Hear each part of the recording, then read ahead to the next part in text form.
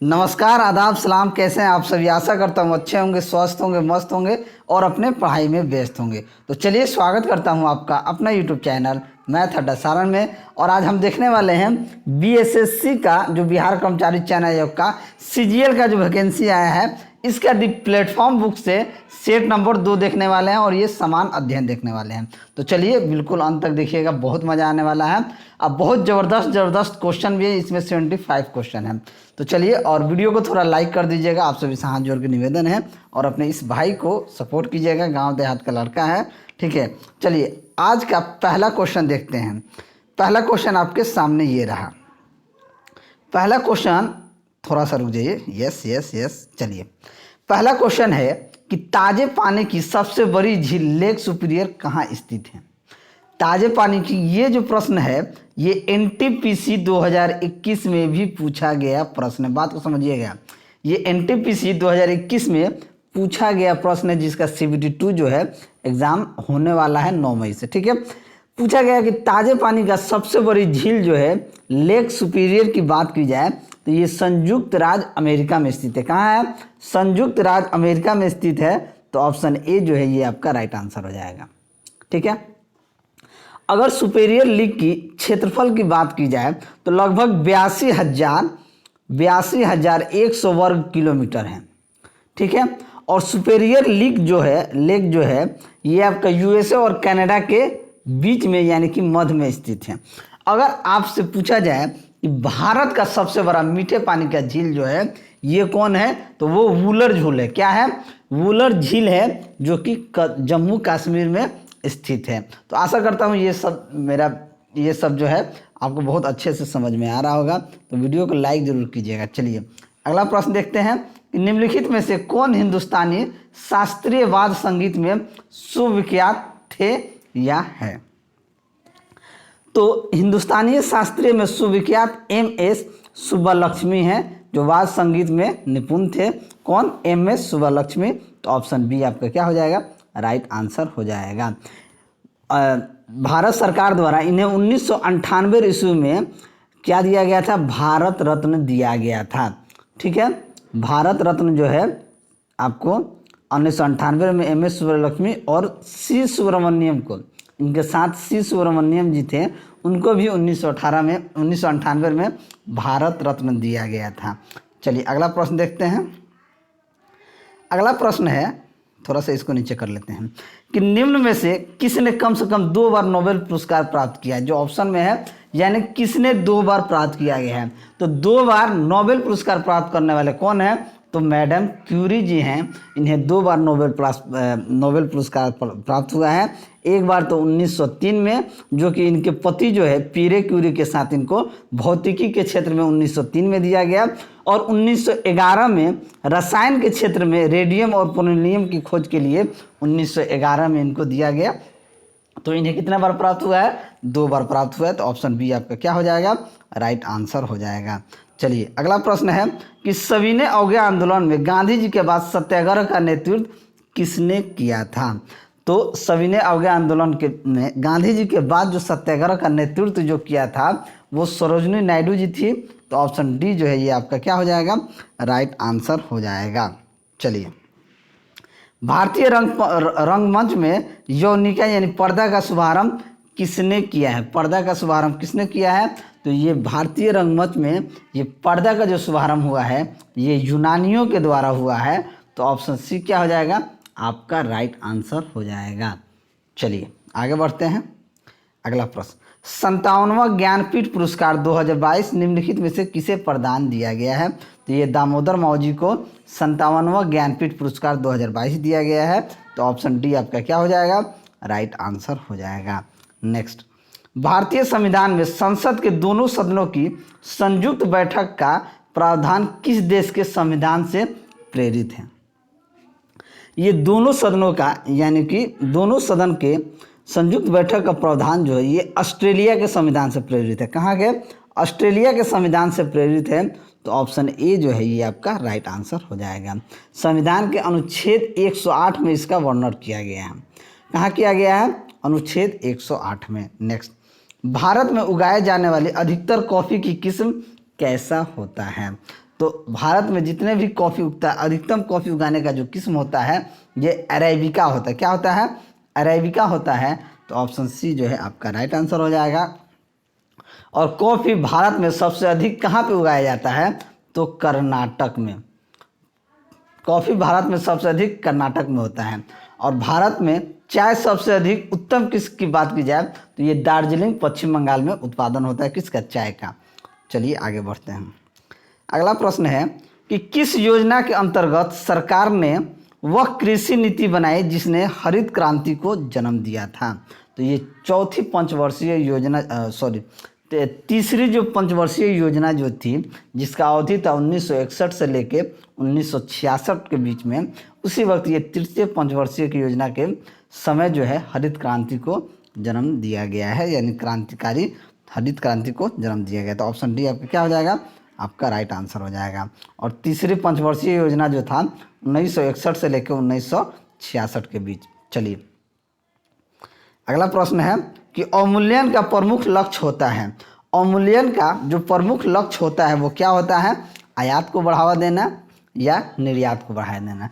तो अवमूल्यन का लक्ष्य जो होता है वो निर्यात को बढ़ावा देना होता है। तो ऑप्शन बी क्या हो जाएगा? यहाँ पे आपका राइट आंसर हो जाएगा।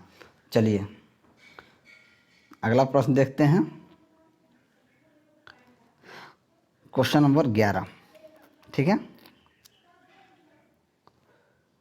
ये थोड़ा सा नीचे करना होगा इसको। अगला प्रश्न है कि संरचनात्मक बेरोजगारी का कारण क्या है?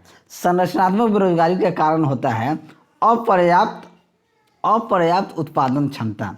क्या हो जाएगा? अपर्याप्त उत्पादन क्षमता हो जाएगा। तो ये संरचनात्मक बेरोजगारी का कारण हो जाएगा। तो ऑप्शन डी जो है ये आपका राइट आंसर हो जाएगा।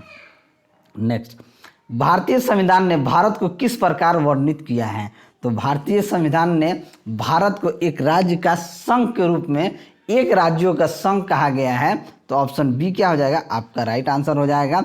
भारतीय संविधान के भाग प्रथम के अनुच्छेद में एक भारत के राज्य का प्रक्षेत्र का क्या किया गया है? वर्णन किया गया है। चलिए आगे बढ़ते हैं। अगला प्रश्न है कि लोकसभा द्वारा पारित धन विधेयक राज्यसभा द्वारा भी पारित मान लिया जाता है यदि उच्च सदन उस पर किस समय सीमा में कार्य संपादन न कर सकें। अगर 14 दिन के अंदर लोकसभा द्वारा पारित विधेयक पे जो धन विधेयक है, अगर राज्यसभा में यदि 14 दिन के अंदर स्वीकृत नहीं दिया जाता है तो वो दोनों सदनों में क्या मान लिया जाता है कि दोनों सदनों में पारित हो गया। तो 14 दिन के अंदर। तो ऑप्शन बी आपका राइट आंसर हो जाएगा। नेक्स्ट, सरदार वल्लभ भाई पटेल की तुलना निम्नलिखित में से किससे की जाती है?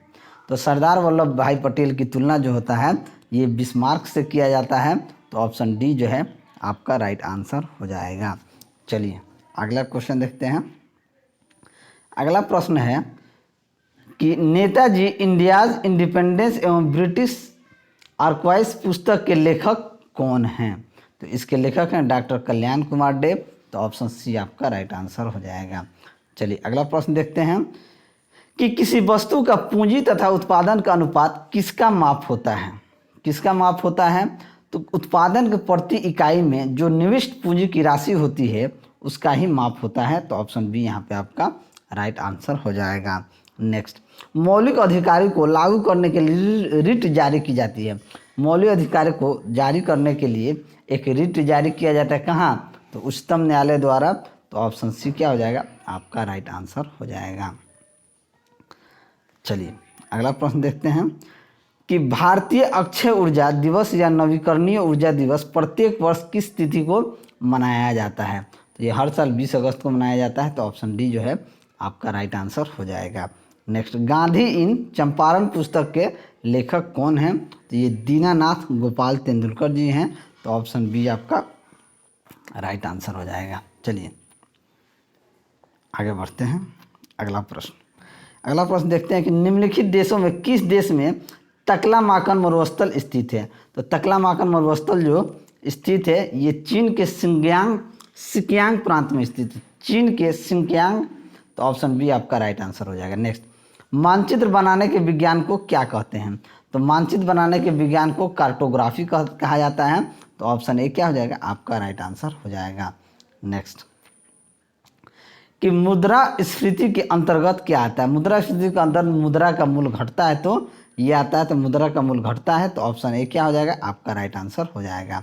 आईएमएफ की पूंजी किसके योगदान से बनती है, तो आईएमएफ की पूंजी जो होती है ये सदस्य राष्ट्र के सहयोग से बनती है, तो हम कह सकते हैं कि सदस्य राष्ट्र के सहयोग से बनती है, तो ऑप्शन सी आपका क्या हो जाएगा, राइट आंसर हो जाएगा। अंतर्राष्ट्रीय अगर मुद्रा कोष की स्थापना की बात की जाए तो ये 1944 में इसकी स्थापना हुई थी और 27 दिसंबर 1945 को ये प्रभावी रूप से आ गया था। इसमें अभी तक 190 देश शामिल हैं, यानी कि आईएमएफ के सदस्यों की संख्या कितनी है, तो 190 देश है। ठीक है, चलिए आगे बढ़ते हैं क्वेश्चन नंबर 23 से।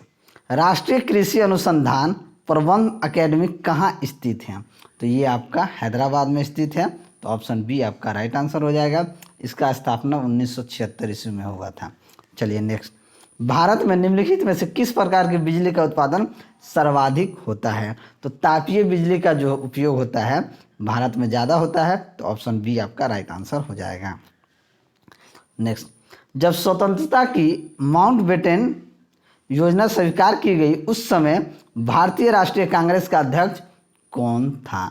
उस वक्त आचार्य जेबी कृपलानी जो थे ये भारतीय राष्ट्रीय कांग्रेस के अध्यक्ष थे, तो ऑप्शन डी आपका राइट आंसर हो जाएगा।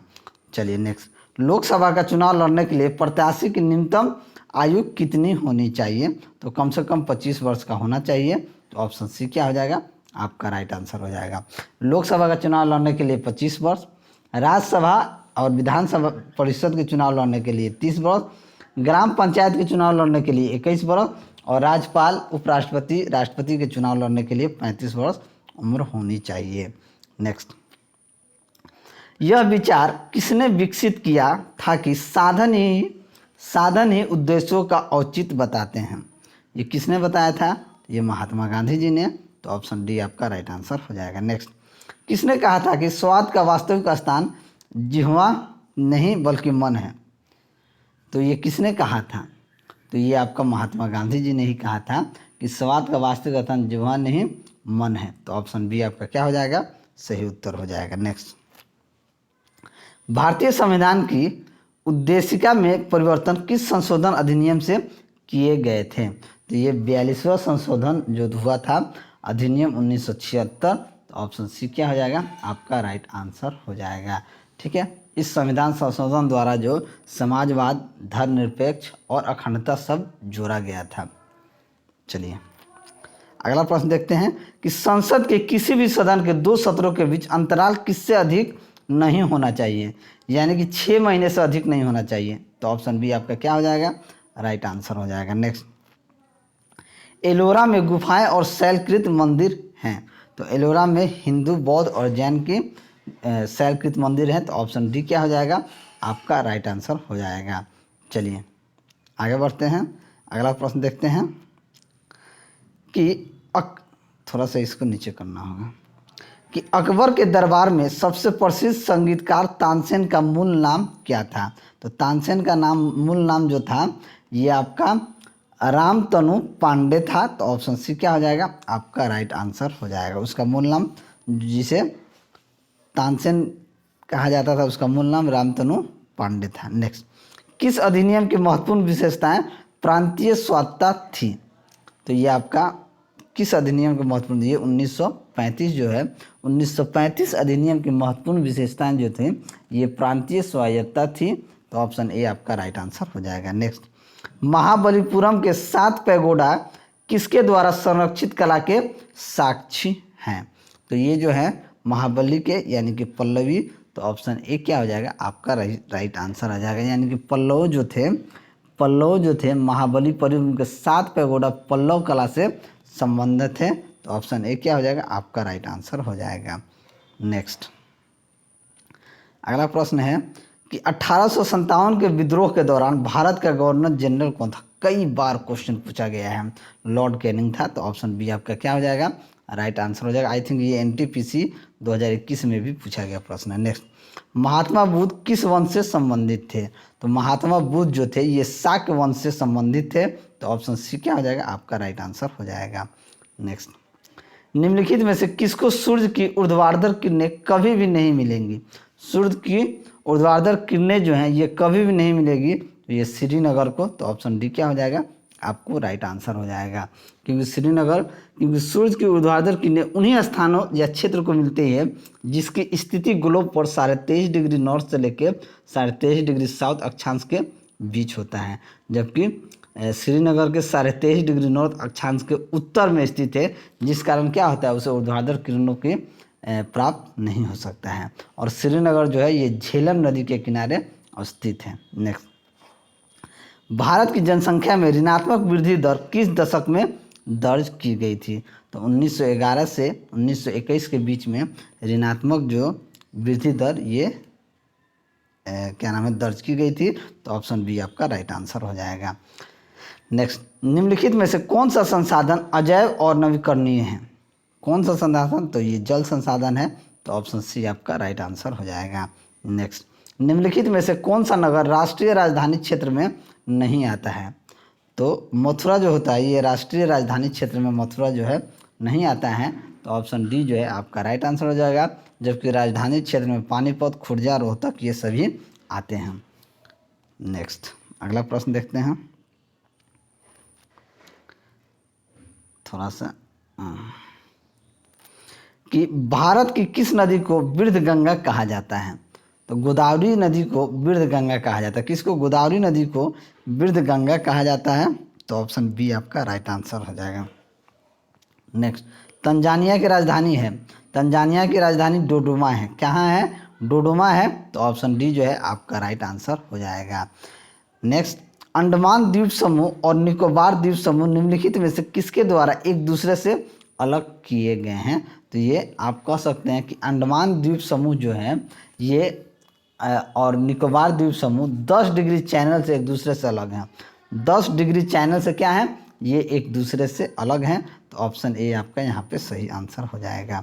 नेक्स्ट, कंप्यूटर के लिए आईसी चिप आमतौर पर बनाए जाते हैं। तो कंप्यूटर के लिए आईसी चिप जो बनाए जाते हैं वो सिलिकॉन के बनाए जाते हैं। ये भी कई बार पूछा गया प्रश्न है, तो ऑप्शन बी यहाँ पे क्या हो जाएगा आपका राइट आंसर हो जाएगा। आईसी चिप की खोज की बात की जाए तो रॉबर्ट नाइस और जैक किल्विन ने किया था, और कंप्यूटर के जनक तो चार्ल्स बेबेज हैं, आप सभी जानते हैं। नेक्स्ट, आतंकवाद से पीड़ितों का अंतर्राष्ट्रीय दिवस हर साल किस तिथि को मनाया जाता है? तो ये हर साल 21 अगस्त को मनाया जाता है, तो ऑप्शन सी आपका क्या हो जाएगा राइट आंसर हो जाएगा। चलिए अगला प्रश्न है कि मार्च 2022 में जमशेदपुर में आयोजित सैफ अंडर 18 महिला फुटबॉल चैंपियनशिप किसने जीता है? तो ये भारत ने जीता है, तो ऑप्शन बी आपका राइट आंसर हो जाएगा। अगला प्रश्न देखते हैं, थोड़ा सा इसको नीचे करना होगा। चलिए, मार्च 2022 में किसे एबेल पुरस्कार 2022 किसे दिए जाने की घोषणा की गई है? तो डेनिस पार्नेल सुलिवन को, तो ऑप्शन सी आपका राइट आंसर हो जाएगा। चलिए अगला प्रश्न देखते हैं कि पंचायती राज सम्मिलित किया गया है। पंचायती राज सम्मिलित किया गया है कहाँ पे? तो ये राज्य सूची में पंचायती राज सम्मिलित किया गया है, ये राज्य सूची में सम्मिलित किया गया है, तो ऑप्शन बी जो है आपका राइट आंसर हो जाएगा। पंचायतों को संविधान के 7वीं अनुसूची में राज्य सूची की प्रविष्ट 5 का विषय है। ठीक है, इसका गठन तथा चुनाव कराने का अधिकार राज्य निर्वाचन आयोग को होता है। नेक्स्ट, बिहार सरकार ने किसकी जन्म दिवस को शिक्षा दिवस के रूप में मनाने का निर्णय लिया है? तो मौलाना अबुल कलाम आज़ाद के जन्म दिवस को शिक्षा दिवस के रूप में मनाने का संकल्प लिया है। मौलाना अबुल कलाम का जन्म जो हुआ था ये आपका 11 नवंबर 1888 ईस्वी में हुआ था, और 11 नवंबर को मौलाना अबुल कलाम आज़ाद का जन्मदिन है। ठीक है, और मौलाना अबुल कलाम जो थे इनका ये भारत, ये स्वतंत्र भारत के प्रथम शिक्षा मंत्री भी यही थे। कौन थे? प्रथम शिक्षा मंत्री यही थे, इसलिए इनके जन्म दिवस को शिक्षा दिवस के रूप में मनाने का निर्णय लिया गया है। चलिए, पृथ्वी के वायुमंडल में कौन सी परत रेडियो तरंगों की पृथ्वी के पृष्ठ पर परावर्तित करते हैं? तो ये आयन मंडल, तो ऑप्शन ए जो है ये आपका राइट आंसर हो जाएगा। ठीक है, आयन मंडल संचार मंडल के लिए आदर्श मंडल होता है, और वायुमंडल की सभी महत्वपूर्ण घटनाएं क्षोभ मंडल में होती हैं। नेक्स्ट, निम्नलिखित में से कौन सा युग सुमेलित नहीं है? सुमेलित नहीं है पूछा गया। Nylon, thermoplastic, PVC, thermosetting, phenol formaldehyde, thermosetting या पॉलीप्रोपैपलिन, थर्मोप्लास्टिक। कौन सुमेलित नहीं है? तो हम कह सकते हैं पीवीसी थर्मोसेटिंग नहीं है, तो ऑप्शन बी जो है ये आपका राइट आंसर हो जाएगा। पीवीसी जो होता है ये थर्मोप्लास्टिक है। ठीक है, नेक्स्ट अगला प्रश्न है कि पेट्रोल से लगी आग को बुझाने में जल प्रभावी नहीं होता है क्योंकि पेट्रोल से लगी आग को बुझाने में जल प्रभावी नहीं होता है क्योंकि जल और पेट्रोल एक दूसरे में अमिश्रणीय होते हैं और पेट्रोल ऊपरी परत बनाता है, इसलिए वो क्या रखा है, जलता रहेगा, इसलिए ऑप्शन डी आपका क्या हो जाएगा, राइट आंसर हो जाएगा।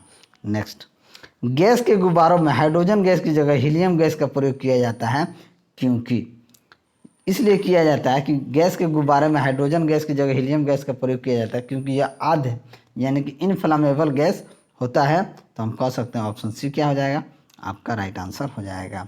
नेक्स्ट, फलों को कृत्रिम रूप से पकाने के लिए प्रयुक्त गैस क्या होता है? तो एसिटिलीन यूज किया जाता है कृत्रिम रूप से पकाने के लिए, तो ऑप्शन ए क्या हो जाएगा, आपका राइट आंसर हो जाएगा। नेक्स्ट, मानिक यानी कि रूबी और नीलम किसके ऑक्साइड हैं? तो ये किसके ऑक्साइड हैं? तो ये एल्युमिनियम के, तो ऑप्शन डी क्या हो जाएगा, आपका राइट आंसर हो जाएगा।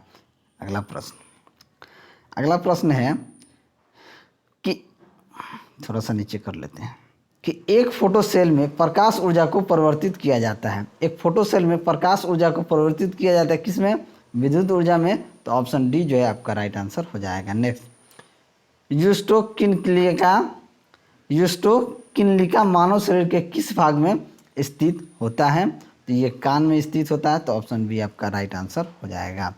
नेक्स्ट, यदि मनुष्य की एक ही आँख होती तो क्या होता? अगर मनुष्य की एक ही आँख होती तो वस्तु का प्रतिबिंब उल्टा बनता, दृश्य क्षेत्र कम हो जाता या त्रिविम प्रतिबिंब दिखाई दे। अगर एक ही आँख होता तो वस्तु का प्रतिबिंब जो है ये उल्टा बनता और दृश्य क्षेत्र जो है ये क्या नाम है ना, वस्तु का प्रतिबिंब उल्टा नहीं बनता। अगर एक आँख रहता तो दृश्य क्षेत्र कम हो जाता और त्रिविमीय प्रतिबिंब दिखाई नहीं देता, यानी कह सकते हैं कि बी और सी दोनों, तो ऑप्शन डी आपका राइट आंसर हो जाएगा। नेक्स्ट, रुधिर स्कंदन में मदद करने वाले विटामिन कौन है? तो रुधिर स्कंदन में मदद करने वाले जो विटामिन है वो विटामिन के है, तो ऑप्शन डी आपका राइट आंसर हो जाएगा। नेक्स्ट, निम्नलिखित में से कौन सा सही मेल है? सही मेल हमसे पूछ रहा है कि किरीटी आघात, संवहन तंत्र विस्फार, एथेरोस्क्लेरोसिस धमनियों का अवरुद्ध हो जाना, हाइपरटेंशन नियुक्त रक्तचाप, हाइपोटेंशन दिल का दौरा। तो हम कह सकते हैं अगर हाइपरटेंशन हो जाएगा तो ये क्या हो जाएगा, दिल का दौरा। ये सही मेल क्या नाम है, सही मेल है, तो ऑप्शन डी आपका राइट आंसर हो जाएगा। नेक्स्ट,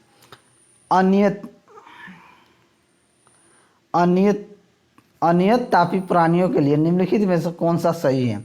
उनका रक्त हर समय शीतल रहता है, उनके शरीर का तापमान वायुमंडल के अनुसार बदलता रहता है, उनके शरीर का तापमान सदा स्थिर रहता है, या वह रास्ते में आने वाले सभी प्राणियों का वध कर देते हैं। तो उनका शरीर का तापमान जो है वायुमंडल के अनुसार बदलता रहता है, तो ऑप्शन बी यहाँ पे आपका सही उत्तर हो जाएगा। नेक्स्ट, एड्स वायरस का आनुवंशिक पदार्थ होता है। एड्स वायरस का आनुवंशिक पदार्थ एक सूची आरएनए होता है, तो ऑप्शन ए आपका राइट आंसर हो जाएगा। रडार के आविष्कारक कौन थे? रडार के आविष्कारक जो थे ये थे ए एच टेलर एवं लियो सी यंग, तो ऑप्शन डी आपका क्या हो जाएगा, राइट आंसर हो जाएगा। चलिए, खाने का सोडा का रासायनिक नाम क्या है? तो खाने का सोडा का रासायनिक नाम सोडियम बाइकार्बोनेट है, तो ऑप्शन बी यहाँ पे आपका सही उत्तर हो जाएगा। और परमाणु पाइल का प्रयोग होता है, तो परमाणु पाइल का प्रयोग जो होता है ये ताप नाभिकीय संलयन के प्रचलन के में होता है, तो ताप नाभिकीय संलयन के प्रचलन में होता है, तो ऑप्शन सी यहाँ पे आपका राइट आंसर हो जाएगा। नेक्स्ट, सामान्य प्रयोग में आने वाला मसाला लौंग कहाँ से प्राप्त होता है? तो लौंग जो है फूलों की कली से लौंग प्राप्त होता है, तो ऑप्शन सी आपका क्या हो जाएगा, राइट आंसर हो जाएगा। जो पदार्थ जल के संपर्क में आने पर तत्काल कुलाइडी विलयन बना लेता है उसे क्या कहते हैं? उसे जलरागी कुलाइड कहते हैं, तो ऑप्शन डी क्या हो जाएगा, आपका राइट आंसर हो जाएगा। नेक्स्ट, अगला प्रश्न है कि गामा किरणें क्या होती हैं। तो गामा किरणें ये रेडियो सक्रिय पदार्थ द्वारा उत्सर्जित एक ऊर्जा युक्त किरणें होती हैं। तो ऑप्शन सी क्या हो जाएगा, आपका राइट आंसर हो जाएगा। रेडियो सक्रिय पदार्थ द्वारा अल्फा बीटा और गामा किरणों का क्या होता है, उत्सर्जन होता है। नेक्स्ट, एक अणु ग्लूकोज के पूर्ण ऑक्सीकरण से प्राप्त होता है। एक अणु ग्लूकोज के पूर्ण ऑक्सीकरण से प्राप्त होते हैं 38 अणु एटीपी। क्या होता है, 38 अणु एटीपी। तो ऑप्शन बी क्या हो जाएगा, आपका राइट आंसर हो जाएगा। नेक्स्ट, समुद्री खरपतवार निम्न में किसका महत्वपूर्ण स्रोत है। तो ये आयोडीन का। तो ऑप्शन सी क्या हो जाएगा, आपका राइट आंसर हो जाएगा।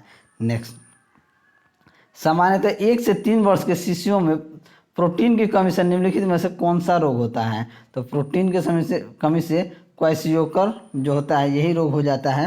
तो ऑप्शन सी आपका क्या हो जाएगा, राइट आंसर हो जाएगा। नेक्स्ट, जड़ों द्वारा अवशोषित जल शीर्ष तक पहुंचता है। तो जड़ों द्वारा अवशोषित जल शीर्ष तक किसके द्वारा पहुंचता है, यानी कि जाइलम यानी दारू द्वारा। तो ऑप्शन बी क्या हो जाएगा, आपका राइट आंसर हो जाएगा। और कोशिकाओं के अध्ययन से संबंधित जैविकी की शाखा को क्या कहते हैं। कोशिकाओं के अध्ययन से संबंधित जैविकी की शाखा को क्या कहा जाता है, तो उसे साइटोलॉजी कहा जाता है। तो ऑप्शन ए आपका राइट आंसर हो जाएगा। और ये अंतिम क्वेश्चन देखते हैं कि कार्बन डाइऑक्साइड जल में घुलकर कौन सा अम्ल बनाता है। तो कार्बन डाइऑक्साइड जल में घुलकर हाइड्रोजन कार्बोनेट यानी कि कार्बोनिक अम्ल बनाता है। तो H2CO3 बनाएगा। तो ऑप्शन बी आपका राइट आंसर हो जाएगा, यानी कि कार्बन डाइऑक्साइड जो है जल में घुलकर क्या बना देगा, H2CO3 यानी कार्बोनिक अम्ल यानी कि हाइड्रोजन कार्बोनेट बनाएगा। तो ऑप्शन बी आपका राइट आंसर हो जाएगा। तो चलिए, अगर आपको मेरा वीडियो अच्छा लगा हो तो वीडियो को लाइक करें, दोस्तों में शेयर करें। अगर आप हमारे चैनल पर नए हैं तो चैनल को सब्सक्राइब करें। मैं ऐसे ही वीडियो लेकर आपके सामने हाजिर होता रहूँगा। चलिए मिलते हैं अगले वीडियो में, तब तक के लिए जय हिंद।